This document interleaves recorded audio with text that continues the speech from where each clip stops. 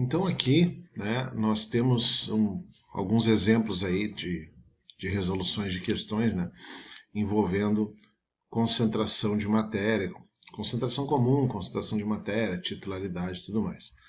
Essa questão aqui, por exemplo, diz que em um laboratório de química foi encontrado um frasco de 250 ml com a seguinte informação: contém 1,5 gramas de sulfato ferroso. Assinale a alternativa que apresenta a concentração em gramas por litro de sulfato ferroso nesse frasco. Então, para resolver isso aqui, a gente vai usar a fórmula da concentração comum, que é o quê? É pegar a massa do soluto e dividir pelo volume da solução. Como ele está pedindo em gramas por litro, a gente vai ter que pegar essa massa em gramas e vai ter que pegar esse volume em litros. A massa aqui já foi me dada em gramas, 1,5. Agora o volume foi me dado em ml. Então, se esse volume foi dado em ml, eu preciso passar para litros. Como é que eu faço para passar de ml para litros? É dividindo por 1000. Então eu vou pegar esse 250 e vou dividir ele por 1000. Vai dar 0,25. Bom, então eu vou ter a massa, que é 1,5 gramas, dividido pelo volume, que é 0,25. 0,25 litros. Eu vou chegar ao resultado de 6 gramas por litro. Está aqui a resolução da minha questão. Bem simples, simplesmente houve aqui a aplicação de fórmula. O sulfato ferroso, nesse caso, é o meu soluto, né? E estava numa solução de concentração, então 6 gramas por litro. Bem tranquilo esse tipo de resolução. Essa outra questão aqui fala, né, de uma liga de bismuto, chumbo, estanho e cádmio. O que é uma liga? É uma mistura metálica com o elemento químico bismuto, com o elemento químico chumbo, estanho e cádmio, que tem baixo ponto de fusão, 71 graus Celsius. Por isso é utilizado em sprinklers, que são aqueles chuveiros automáticos contra incêndios, instalados nos tetos de hotéis, armazém, entre outros locais. Então, ele diz assim, um tampão de metal, né, bloqueia a saída de água desses sprinklers. Em caso de incêndio, o tampão funde, né, passa na forma líquida, escoa, permitindo a saída de água com a finalidade de combater o incêndio. Tá, beleza. Aí ele dá essa liga metálica aqui pra gente e dá o percentual em massa de cada um dos elementos químicos aqui dessa liga metálica. Nada mais é isso aqui do que aqueles chuveirinhos que tem, né, que são acionados automaticamente no caso de incêndio nos prédios. O que acontece? Se tem incêndio, se tem fogo, vai aquecer, o ambiente aquece, vai derreter essa liga metálica, a liga derrete e aí a água passa. Bom, ele dá o percentual em massa de cada um elemento, dá a massa molar e dá os pontos de fusão de cada um dos elementos.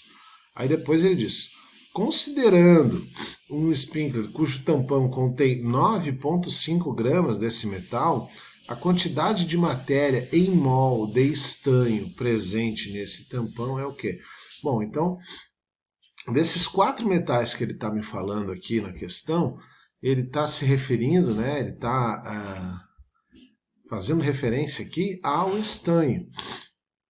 Então eu vou olhar aqui, né, o percentual em massa de estanho. Vou olhar aqui para a última linha, que é a linha do estanho. Essa vai ser a minha linha de interesse aqui para resolver a questão. Bom, o que acontece? Se a peça inteira, né, se o metal, que é uma liga, se essa mistura desses 4 metais tem 9,5 gramas, 9,52 gramas e 12,5 é estanho, então em termos de gramas, quanto que eu tenho de estanho propriamente dito? Eu tenho 1,19 gramas. Por quê? Eu vou fazer o peso total da peça vezes os 12,5% que ele me deu na tabela. Ele está me dizendo na tabela, né, que o percentual em massa aqui de estanho é 12,5%, ou seja, se fosse uma tampa de 100 gramas, 12,5 gramas seria estanho.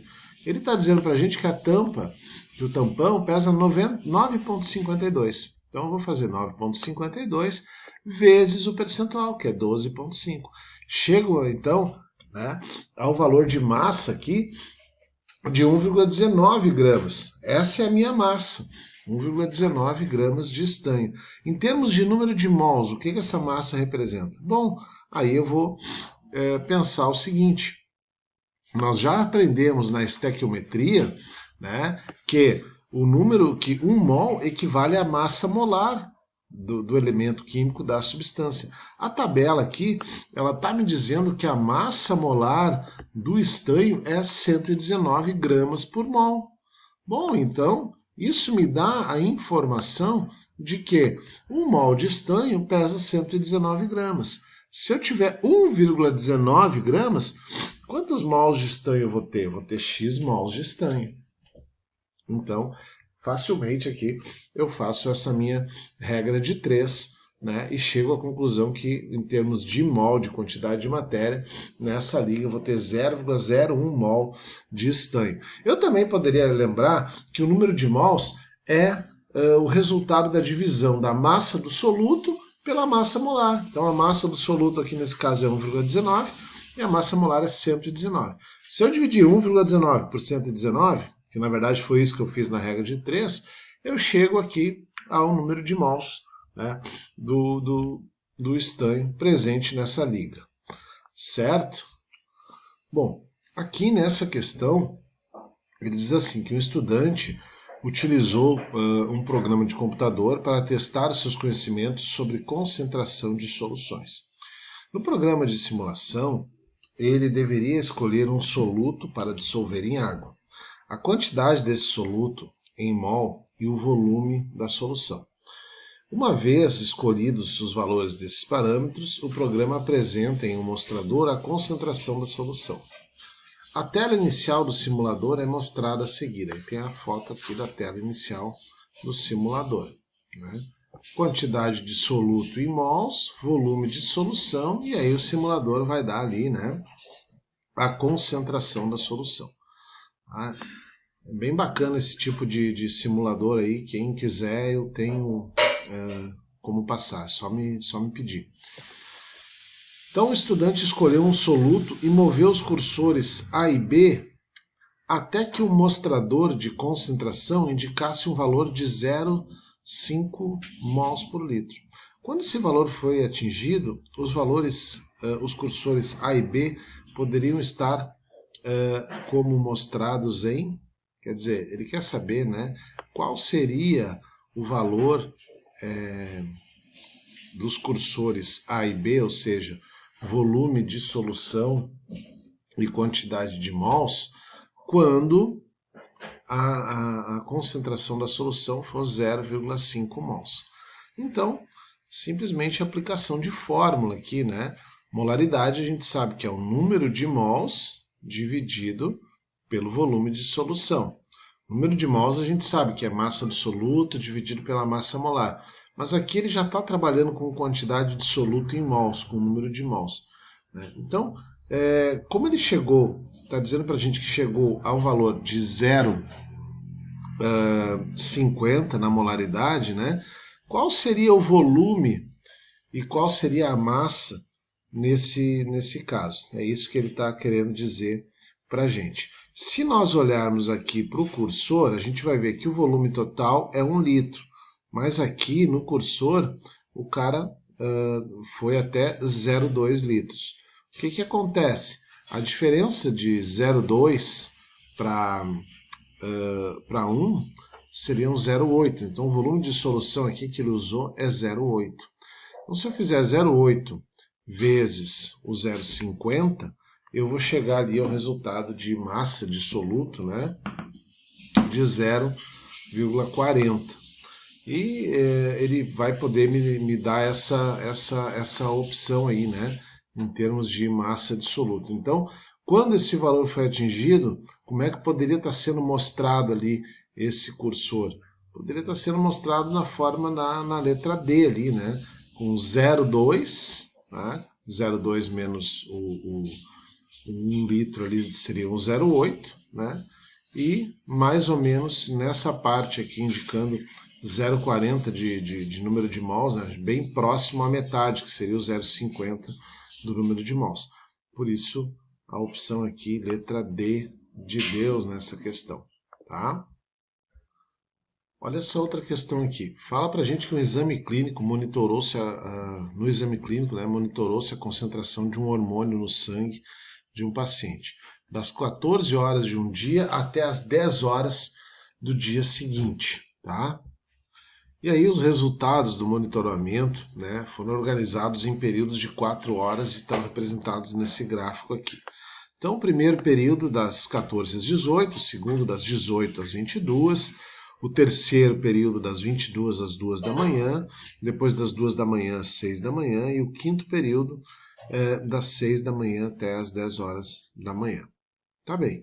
Então, pode ver que durante esses períodos vai haver uma concentração, né, uma variação na concentração em mols por litro desse hormônio no sangue do paciente. E aí ele diz assim, a maior taxa de produção do hormônio em mol por mililitro por hora verificada em um dos 5 períodos do exame corresponde a... Então ele quer saber, né, essa taxa de produção, aí, de concentração do hormônio, né, em maior quantidade em determinado tempo. Bom, se a gente olhar para a questão, a gente vai ver que dessa parte aqui, que é entre o segundo e terceiro período, onde eu tenho uma taxa de 1,1 vezes 10 na menos 9, vou circular aqui, né? Até o período aqui entre o terceiro e quarto período, onde eu vou ter uma taxa de 3,1 vezes 10 na menos 9, eu vou ter essa variação aí, né, acontecendo para mim de uma forma mais abrupta, né?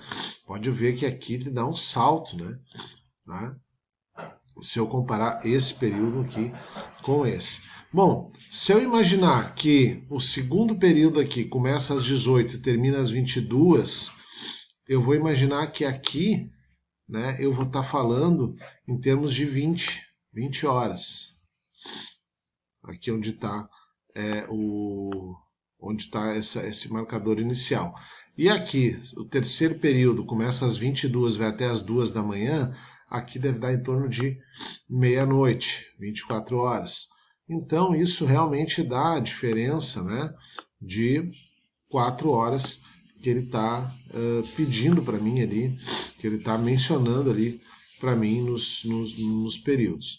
Então, se eu pegar, diminuir esse 3,1 vezes 10 a menos 9 por 1,1 vezes 10 a menos 9, né, dividir por 4, fazer a média simples aí, né? Eu vou ter que, a relação então por hora aqui vai ser 5 vezes 10 na menos 10. 3,1 menos 1,1 é 0,5 vezes 10 na menos 9. Mas quando eu tenho notação científica, eu não posso ter número, né, com base menor que 0 e nem maior que 10. Então 0,5, né, eu não posso ter uma base menor que 1, né, então 0,5 não me serve, eu vou usar o 5. Então eu, para passar a vírgula aqui para o outro lado, em vez de ter 0,5 ter 5, né, eu posso fazer isso, mas eu preciso compensar no coeficiente. Então, em vez de menos 10 na menos 9, vai dar 10 na 10. Então, é uma questão bem simples, mas que precisa ter esse entendimento. Então, a maior taxa de variação desse hormônio vai ser essa aqui, 5 vezes 10 na menos 10, no período ali, né, de 20 horas até as 24 horas, das 8 da noite até a meia-noite. É o que o gráfico mostrou pra gente. É a maior diferença aqui, né, a maior reta aqui que a gente acaba tendo, tá? Então, era uma questão que envolve concentração, quantidade de matéria, mas basicamente aqui, para te resolver ela, tu precisaria ter uma boa leitura de gráfico somente, tá?